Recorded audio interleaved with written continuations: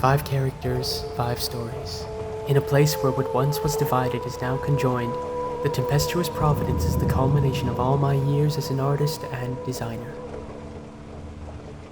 A journey of discovery, to find where worlds meet, lost, returning only to find it all set aflame, and then rebirth into something quite different. But first, let me start at the beginning.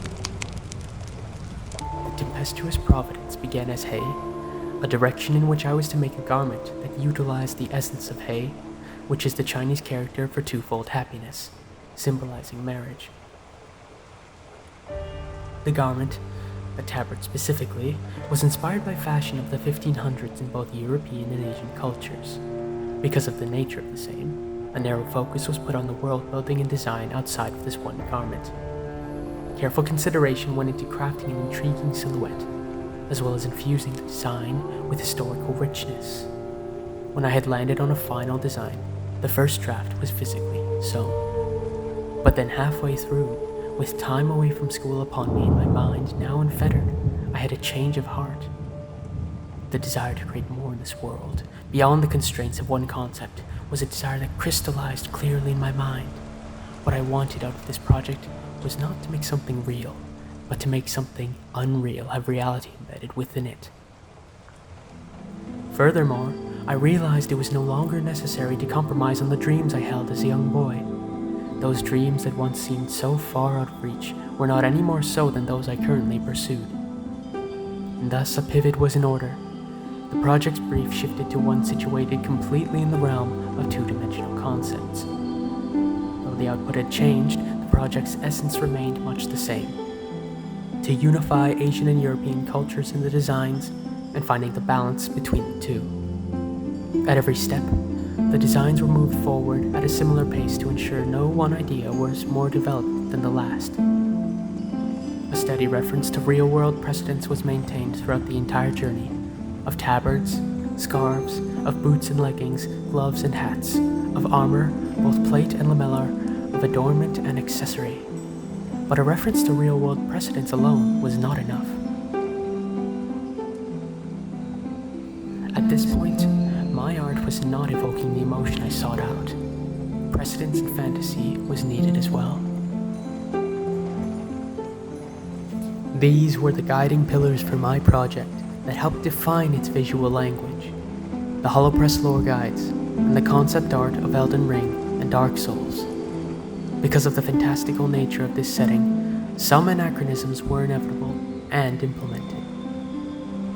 Each character has some vague notion of an archetype that I envisioned in my head, but their stories as well as the world they're in render them fresher and more unique than what an archetype could grant.